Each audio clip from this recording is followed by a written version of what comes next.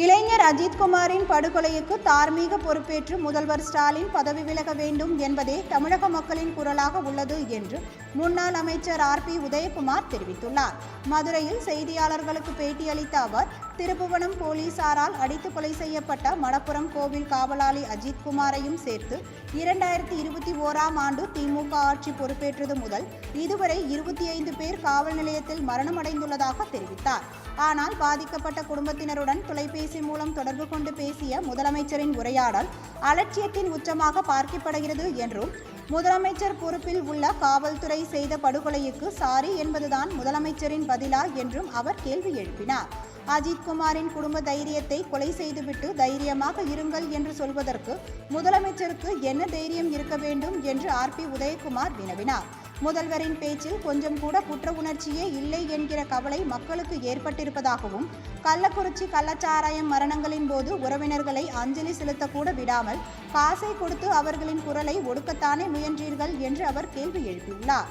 நடக்கக்கூடாதது நடந்துச்சு என்று சொல்ல முதல்வருக்கு நான் பூசவில்லையா என்று அவர் வினவியுள்ளார். எனவே கையாலாகாத முதலமைச்சர் ஸ்டாலின் பதவி விலக வேண்டும் என்பதே மக்களின் குரலாக உள்ளது என்று ஆர்பி உதயகுமார் தெரிவித்துள்ளார். அஜித்குமாரை போலீசார் கொடூரமாக தாக்கியுள்ளனர். உண்மையா இல்லையா? இது 7வது கேள்வி. அவர் மீது மிளகாய் பொடி தூவி கொடூரமாக தாக்கியுள்ளனர். உண்மையா இல்லையா?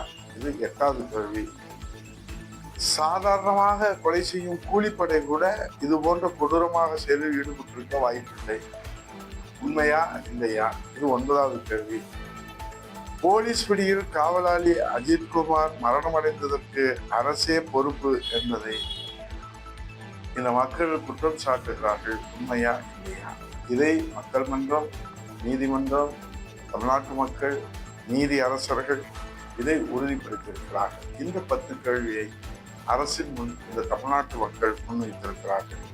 ஆகவே நாங்கள் இப்போது முன்வைப்பது, அஜித்குமார் உயிரிழப்பிற்கு அவரே ஒப்புதல் வாக்குமூலம் காவல்துறை இன்றைக்கு அஜாக்கிரதையாக பணியாற்றி இந்த கொலைக்கு காரணமாக இருந்திருக்கிறது என்று ஒப்புதல் வாக்குமூலம் கொடுத்த காரணத்தால் அஜித்குமார் என்ற இளைஞர் உயிரிழப்புக்கு முதல் குற்றவாளியாக காவல்துறையை கையில வைத்திருந்த மாண்புமிகு முதலமைச்சர் ஸ்டாலின் தான் பொறுப்பு.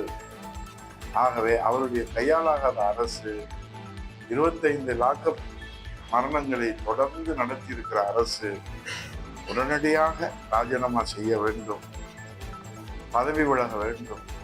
முதல் குற்றவாளி முத்துவேல் கருணாநிதி ஸ்டாலின் என்பது தமிழ்நாட்டு மக்களின் தீர்ப்பு. இதற்கு அவர் ராஜினாமா செய்ய முன்வரவில்லை என்றால் மக்கள் தருவார்கள் தகுந்த தீர்ப்பு. இதுதான் ஆண்டவன் தீர்ப்பு. மக்கள் தீர்ப்பே மகேசன் தீர்ப்பு.